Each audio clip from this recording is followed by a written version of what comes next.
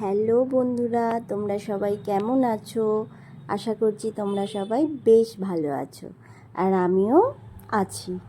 তো যাই হোক, যে যেখান থেকে আমার ব্লগটা দেখছো তাদেরকে অনেক অনেক ভালোবাসা, আর বড়দের অনেক অনেক প্রণাম, আর ছোটদের অনেক অনেক ভালোবাসা। তো ব্লগটা স্টার্ট করলাম, এখন বাজে সকাল 7টা মতন। আজকে খুব তাড়াহুড়ো আছে। তো দেখতেই পেলে আগে আদা দিয়ে চা করে নিয়েছি। তো চাটা হচ্ছে যে চিনি ছাড়াই করেছি। তো আমি আর মেয়ে চিনি ছাড়া খেয়েছি, আর তোমাদের দাদাভাইকে চিনি দিয়ে দিয়ে দিয়েছি। তো তারপর সোজা চলে এসেছি রান্নাঘরে। সকালবেলায় উঠে বাসি কাজ যেরকম থাকে, দোরগোড়ায় জল দেওয়া, নিজের পার্সোনাল কাজ সমস্ত কিছু করে 1 কাপ চা খেয়ে তারপর চলে এসেছি রান্নাঘরে সোজা রান্না করতে। তো কাতলা মাছটা আজকে আগে ভেজে নিচ্ছি। আজকে কাতলা মাছ দিয়ে পটল, আলু আর হচ্ছে কাঁচা লঙ্কা, টমেটো, ধনেপাতা এইটা দিয়ে ঝোল হবে। তো মাছগুলো আগে ভেজে নিচ্ছি, তারপর হচ্ছে যে ওই মাছের তেলটাতেই আজকে করে নেব। আজকে না অত মানে অনেক রকমভাবে করার সময় নেই। আজকের দিনটা আমার কাছে খুব স্পেশাল, আবার খুব ব্যস্ততম দিন আজকে।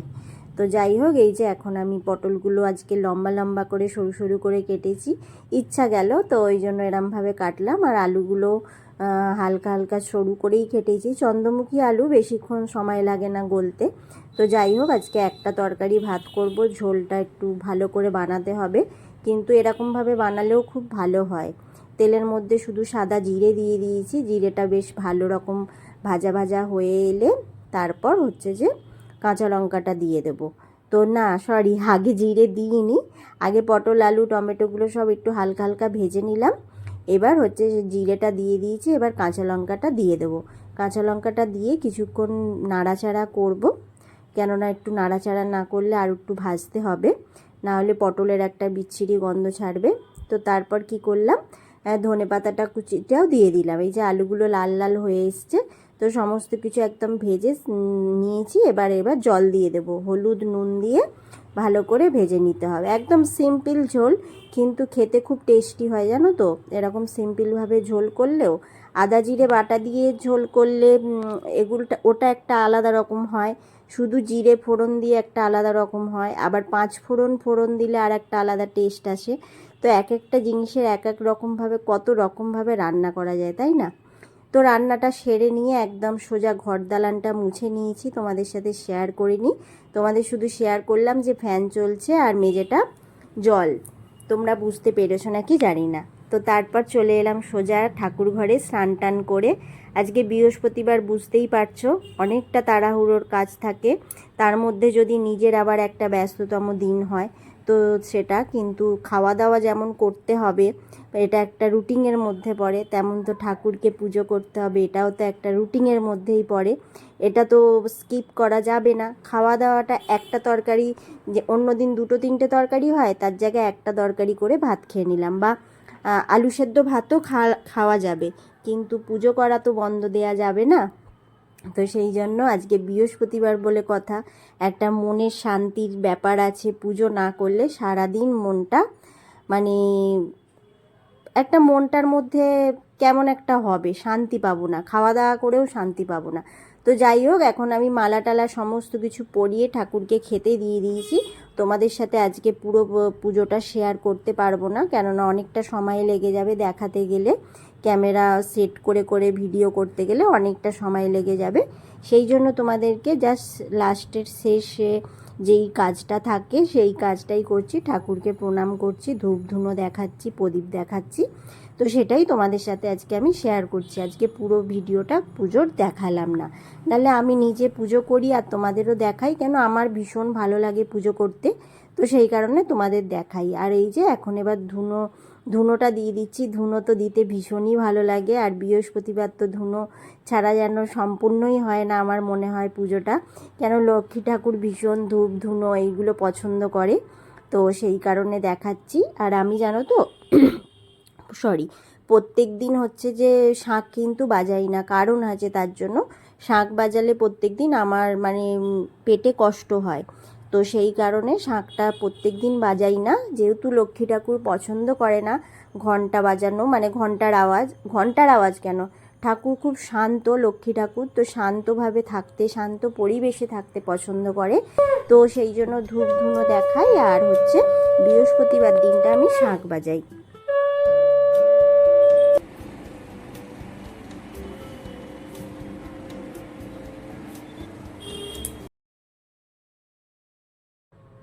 যে স্নান টান করে একদম রেডি হয়ে নিয়েছি, খাওয়া দাওয়া করে নিয়েছি, তোমাদের সাথে সেটা শেয়ার করিনি। আর আজকে বলছিলাম না, আজকের দিনটা খুব স্পেশাল, মানে খুব ব্যস্ততম দিন। এই দেখো,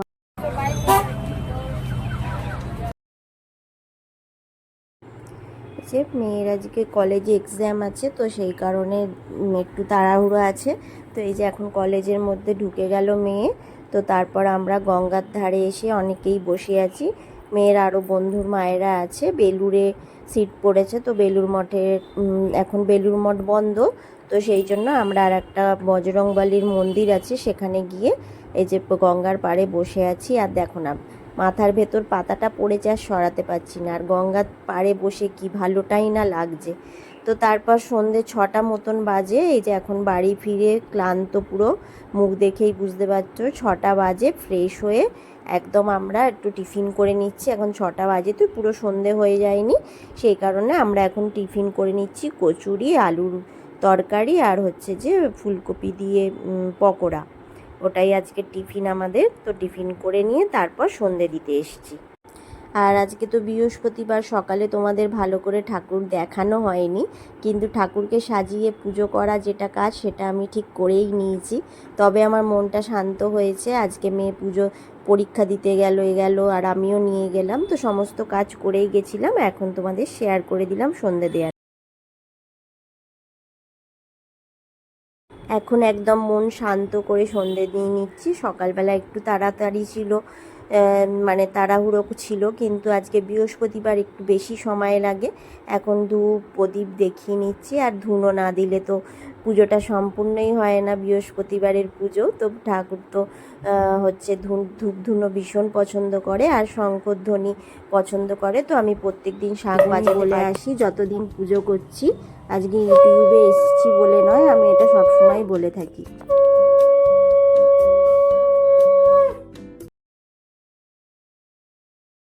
তো আমরা তো এসে সন্ধে দেওয়ার আগেই খাওয়া দাওয়া করে নিয়েছিলাম, আর চা খাইনি, রাস্তায় চা খেয়েছিলাম বলে। তো তারপর সোজা চলে এলাম কিছুক্ষণ রেস্ট নিয়ে একদম রান্নাঘরে। এই যে সকালে তো একটা মাছের ঝোল ভাত খাওয়া হয়েছিল, তো সেরমভাবে সবাই তাড়াহুড়ো করেই খেয়েছি, ওই জন্য এখন ইলিশ মাছটা বের করলাম। সমস্ত ইলিশ মাছগুলো ভালো করে বেছে নিলাম, যেটা ফ্রিজে তুলে রেখেছি। আর এখন এই ইলিশ মাছ আলু বেগুন দিয়ে 5 ফোড়ন দিয়ে একটা তরকারি করব। খুব সুন্দর টেস্ট হয়, পাতলা ঝোল হবে, সেরম সিম্পল, অথচ খেতে খুব সুন্দর হবে।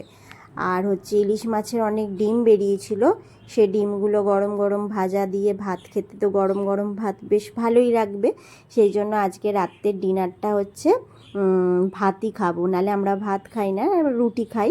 তো আজকে আমার ইচ্ছা হলো যে না, সকালবেলায় সবাই অল্প অল্প করে তাড়াহুড়ো করে খাবার খেয়ে গেছিলাম, তো আজকে রাত্রিরে তাহলে ইলিশ মাছ যখন আছে, তাহলে ইলিশ মাছটা দিয়ে ভাতটা খাওয়া হোক। তো মেয়েও বলেছিল, ওর বাবাও বলেছিল তাহলে ইলিশ মাছ ভাজা আর আলু ভাতে দিয়ে দাও। আমি ভাবলাম না, ইলিশ মাছটা যখন করছি একটু বেশি করেই করি, হচ্ছে পরের দিন যদি থেকে যাবে। তো সেই জন্য এখন 5 ফোড়ন দিয়ে দিয়েছি। এবার আলু বেগুন টমেটো কাঁচা লঙ্কা সমস্ত কিছু দিয়ে, আর হচ্ছে নুন হলুদ দিয়ে হালকা হালকা করে চাপা দিয়ে ভেজে নেব। ভেজে নেওয়ার পর জল দিয়ে দেব, আর এতে একটু কালো সর্ষের পেস্ট দিলে খুব সুন্দর টেস্ট হয়, কিন্তু রাত্রিবেলায় খাবো তো সেই জন্য আর সর্ষেটা আমি দিইনি, স্কিপ করে গেছি সর্ষেটা। তো এই তো আজকের মেনু এটাই। অনেকটা ভাজা হয়ে এসছে, এবার হলুদটা দিলাম, আর নুন তো আগেই দিয়ে দিয়েছি। তো এবার ভালো করে নাড়াচাড়া করে নেব কিছুক্ষণ। তো বেগুনগুলো আধ ভাজা হয়ে গেছে, আর বেগুনগুলো খুব ভালো ছিল না। বলেছিলাম ওই দাদাটাকে যে ছেড়ে দাও, বেগুন না ভালো হলে দিও না, অন্য বাজারগুলো দিয়ে দাও, ওই দাদার থেকেই বাজারটা নিই। তো যাই হোক, সে বলল দেখে দিচ্ছি, কিন্তু বেগুনগুলো ভালো ছিল না, জানো তো। তো এই যে ফাইনাল লুক মাছের, বেগুন আলু আর ধনে পাতাটা দিয়েছি, তো খুব সুন্দর হয়েছে। তো এবার মাছের ডিমগুলো ভেজে নেব। সকালবেলায় রান্না সময় বেশিক্ষণ দিইনি বলে দেখো রাত্রে কিন্তু ঠিক করতে হচ্ছে। আমাদের হাউসওয়াইফদের এটাই কাজ, তাই না বলো? এটাই আমরা খুব হাসি মনে, খুশি মনে এটা কিন্তু করে থাকি। হ্যাঁ, এক একদিন ব্যতিক্রম, শরীর টরীর খারাপ থাকলো বা মন মেজাজটা ঠিক নেই, তখন কিন্তু একটু বিরক্তই লাগে। তো যাই হোক, সবচাইতে বিরক্ত আজকের ভিডিওটা আমি এখানেই শেষ করছি। ভালো থেকো, সুস্থ থেকো, এই যে সাবধানে থেকো। দেখা হচ্ছে নেক্সট একটা ব্লগ। আজকের মতন টাটা।